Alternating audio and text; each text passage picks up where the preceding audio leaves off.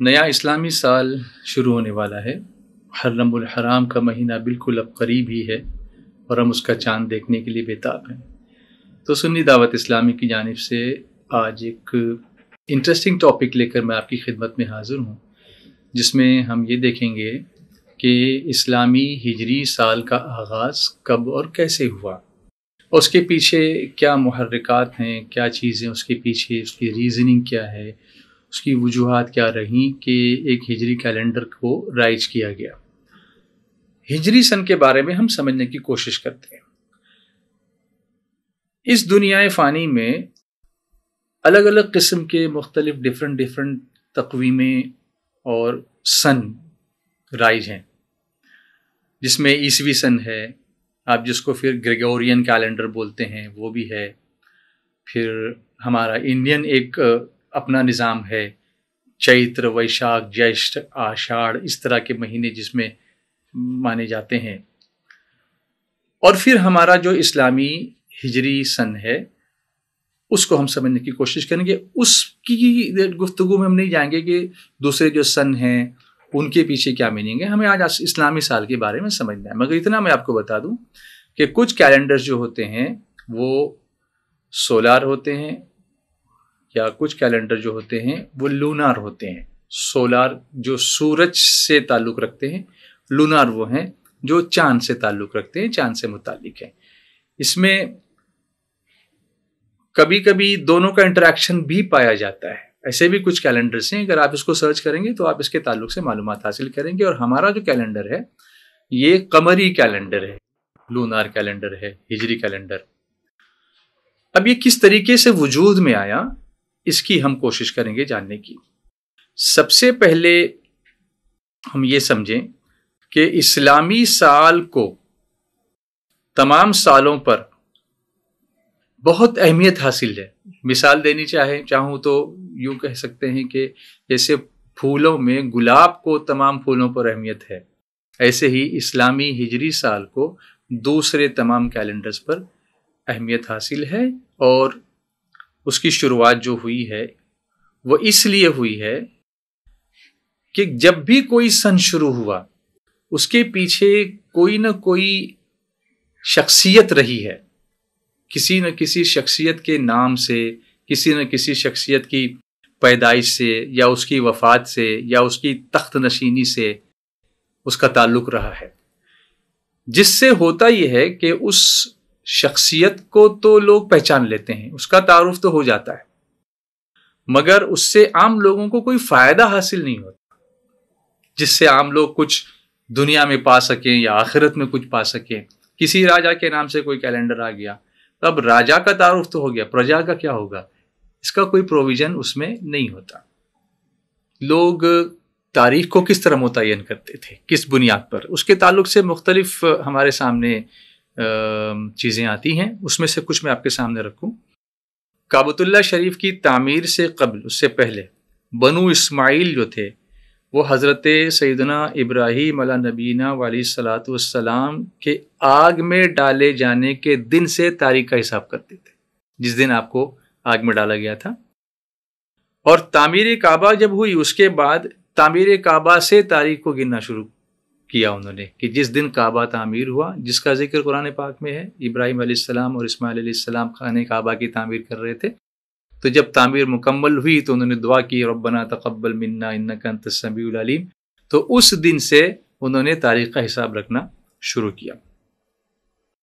پھر اس کے بعد جو قبیلہ تہامہ سے باہر چلا جاتا تو وہ جس دن باہر چلا جاتا تہامہ سے، اس دن سے تاریخ کو کاؤنٹ کرنا شروع کرتا۔ یہ بھی سلسلہ چلتا رہا۔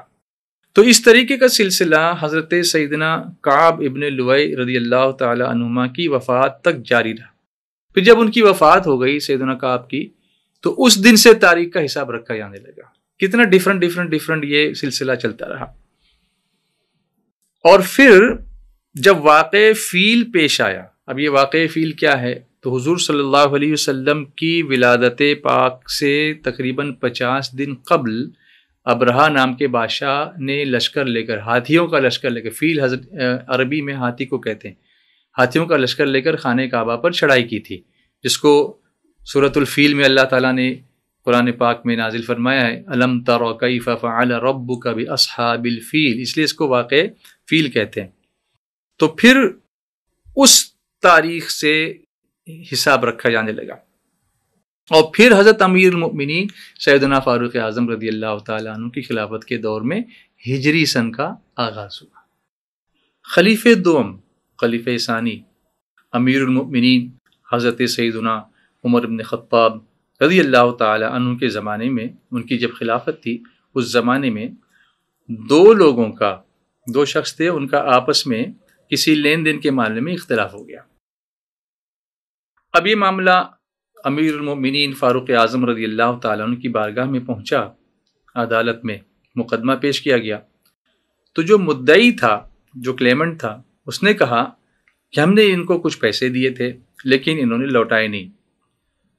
تو دوسرا جو شخص تھا اس کا یہ کہنا تھا کہ میں نے اس کا پیسہ واپس کر دیا ہے۔ اب دونوں کانٹراڈکشن ہو گیا، یہ کہتا ہے پیسے دیے تھے لوٹائے نہیں، وہ کہتا ہے پیسے تو میں نے واپس کر دیے۔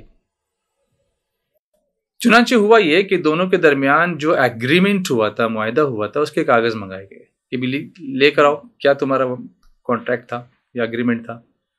جب کاغذات لائے گئے تو اس میں تاریخ ہی لکھی نہیں تھی کہ پیسہ دیا کب اور لیا کب۔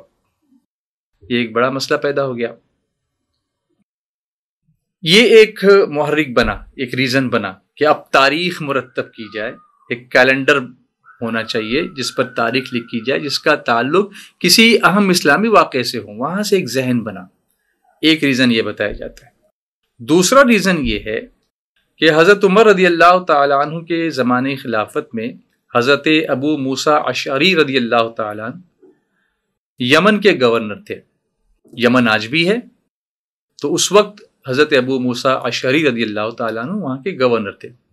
ان کے پاس حضرت عمر رضی اللہ تعالیٰ عنہ کے پیغامات آتے تھے جن پر تاریخ درج نہیں ہوتی تھی، جس پر تاریخ لکھی ہوئی نہیں ہوتی تھی، اس لیے کہ اس کا چلن ہی نہیں تھا، رواج ہی نہیں تھا، لوگ تاریخ لکھتے نہیں تھے۔ چنانچہ حضرت ابو موسیٰ اشعری رضی اللہ تعالیٰ عنہ نے حضرت عمر ابن خطاب فاروق اعظم رضی اللہ تعالیٰ عنہ سے یہ ریکویسٹ کی، ان کی توجہ اس جانب مبذول کرائی کہ اس کا اہتمام ہونا چاہیے، کوئی تاریخ اس پر لکھی جانی چاہیے۔ ان سب واقعات کی وجہ سے فاروق اعظم رضی اللہ تعالیٰ عنہ کے ذہن میں یہ بات بیٹھ گئی کہ اب کیوں نہ اسلامی سال کی شروعات کی جائے، جس سے آئندہ لین دین میں، خط و کتابت میں تاریخ بھی متعین ہوگی اور اسلامی سال بھی رائج ہو جائے گا۔ تو آپ نے تمام صحابہ کرام کی مجلس شورا قائم کی، کیونکہ یہ سنت ہی ہے کہ جب کوئی اہم کام کرنا ہو تو پھر لوگوں سے مشورہ کرنا چاہیے، جو اہل علم ہوتے ہیں، اہل دانش ہوتے ہیں۔ تو قرآن پاک میں بھی شورا بینہم کا حکم دیا گیا، تو ایک مجلس قائم ہوئی اور تمام حضرات سے اس کے متعلق مشورہ طلب کیا گیا۔ اس مشاورتی میٹنگ میں اب لوگوں کی الگ الگ رائے، یہاں بھی ایک بات سمجھ میں آتی ہے کہ جب ہم ساتھ میں مل کر بیٹھتے ہیں تو لوگوں کی تھنکنگ الگ ہو سکتی ہے، رائے الگ ہو سکتی ہے، مگر کسی کو ہم کو ڈیگریڈ نہیں کرنا چاہیے۔ سنیں سب کی، اس کے بعد جو اتفاق رائے سے طے ہوتا اس کو ایکسیپٹ کر لیا جائے۔ تو کسی نے کہا کہ ہم ایسا کرتے ہیں کہ جس سال حضور صلی اللہ علیہ وسلم نے اعلان نبوت فرمایا اس کو پہلا سال سمجھا جائے، وہ اسلامی سال کا آغاز ہو جائے گا۔ کسی نے کہا کہ جس دن حضور صلی اللہ علیہ وسلم پر پہلی وحی نازل ہوئی اس کو بنیاد بنا کر کے وہاں سے آغاز کیا جائے۔ کسی نے کہا کہ حضور صلی اللہ علیہ وسلم پہلی بار جب غار حرا میں پہنچے تھے اس کو آغاز بنایا جائے۔ کسی نے کہا کہ حضور صلی اللہ علیہ وسلم جب غار ثور میں ٹھہرے تھے ہجرت کے موقع پر تو اس دن کو آغاز سمجھا جائے اور اس تاریخ سے اسلامی سال کی ابتدا کی جائے۔ لیکن حضرت علی کرم اللہ تعالی وجہ الکریم کی رائے یہ تھی کہ ہجرت مدینہ سے اسلامی سن کا آغاز کیا جائے۔ جس سال حضور صلی اللہ علیہ وسلم نے مکہ مکرمہ سے مدینہ منورہ ہجرت فرمائی اس سال کو بنیاد بنایا جائے اور وہاں سے ہجری سن کا کیلکولیشن شروع ہو، پہلا سن ہجری اس کو مانا جائے۔ اکثریت جو صحابہ کرام کی تھی وہ بھی اس بات پر متفق ہوئی اور حضرت عمر فاروق اعظم امیر المؤمنین رضی اللہ تعالی عنہ ان کی بھی یہی رائے تھی۔ اب آگے جب بات بڑھی، اب مشورہ کر کے یہ تو طے ہو گیا کہ ہجرت کو بنیاد بنایا جائے، اس لیے اس کو ہجری کہتے ہیں، جو ہم ہجری کہتے ہیں اس کی وجہ یہ ہے۔ اب آگے سیدنا عثمان غنی رضی اللہ تعالیٰ عنہ نے ایک مشورہ اور دیا۔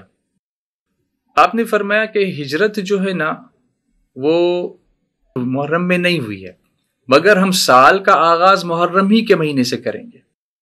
تو حضرت عثمان غنی رضی اللہ تعالیٰ عنہ نے یہ مشورہ اس لیے دیا کہ ہجرت اگرچہ ربیع الاول کے مہینے میں ہوئی، جیسے حضور صلی اللہ علیہ وسلم کی ولادت ربیع الاول کے مہینے میں ہوئی، اسی طرح سے ہجرت بھی ربیع الاول شریف کے مہینے میں ہی ہوئی، لیکن اس کی جو تیاریاں تھیں وہ ذی الحجہ کے مہینے میں ہی بالکل آخر میں مدینہ منورہ کی طرف ہجرت کرنے کا جو پلان تھا، منصوبہ تھا، وہ بنا لیا گیا تھا، اور اس کے بعد جو چاند طلوع ہوا اس منصوبہ بنانے کے بعد وہ محرم کا تھا۔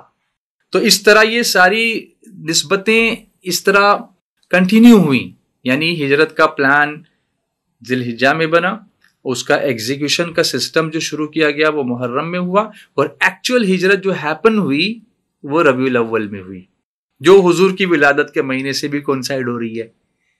تو اس طریقے سے کئی تاریخی واقعات کا ایک سنگم ہے جس کی وجہ سے ہجری سال وجود میں آیا۔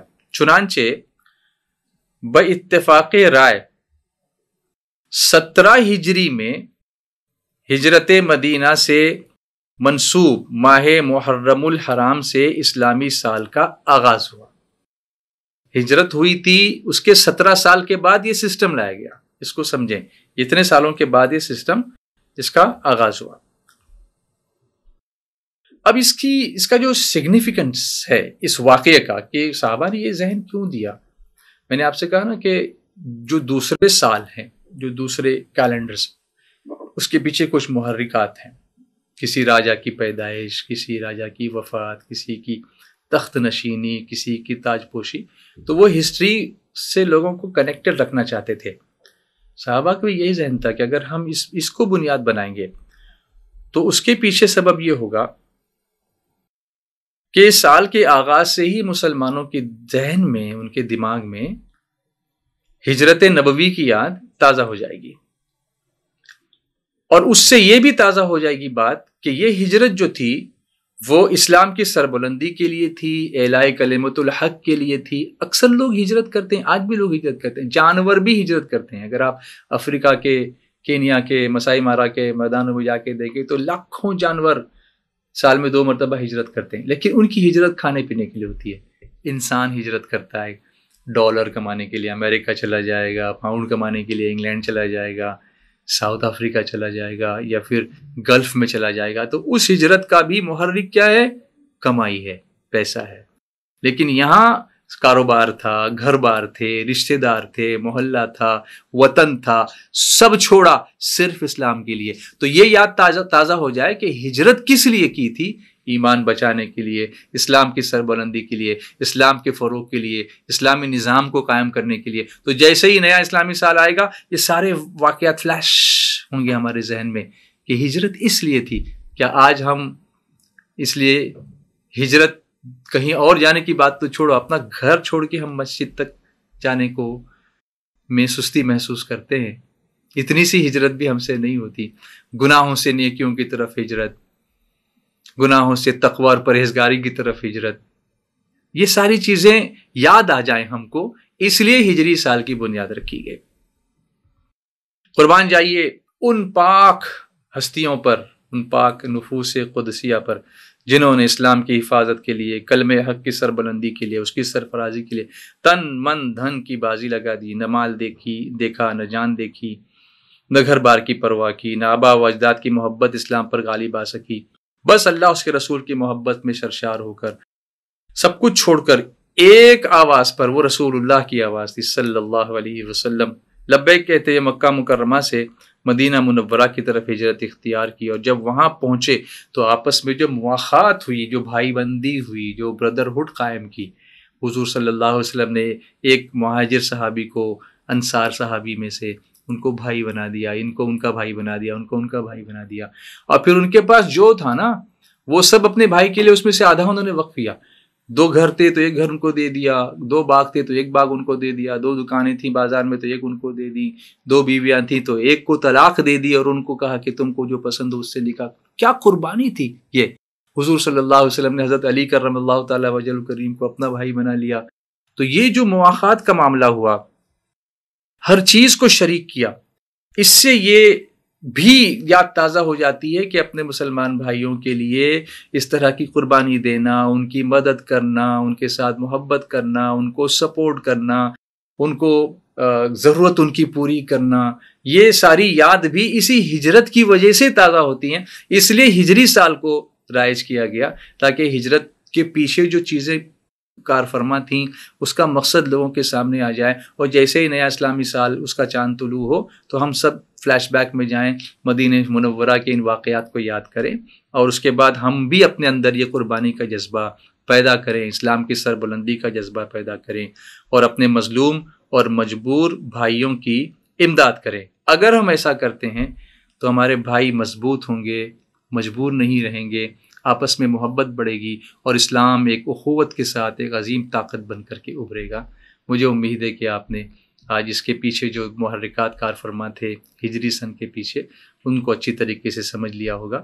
انشاءاللہ ہم اگلی کلپ میں یہ کوشش کریں گے کہ اسلامی مہینوں کے جو نام ہیں ان ناموں کا مفہوم کیا ہے، ان کا معنی کیا ہے، وہ نام رکھے کیوں گئے، اور ان کو یاد کرنے کے لیے ہم کو کیا کرنا چاہیے. انشاءاللہ وہ ہم سمجھیں گے. اللہ تعالی ہم سب کو نیا ہجری سال مبارک کرے، اور دین کی سربلندی کے لیے آپس میں محبت کرنے اور ایک دوسرے کی مدد کرنے کی توفیق عطا فرمائے.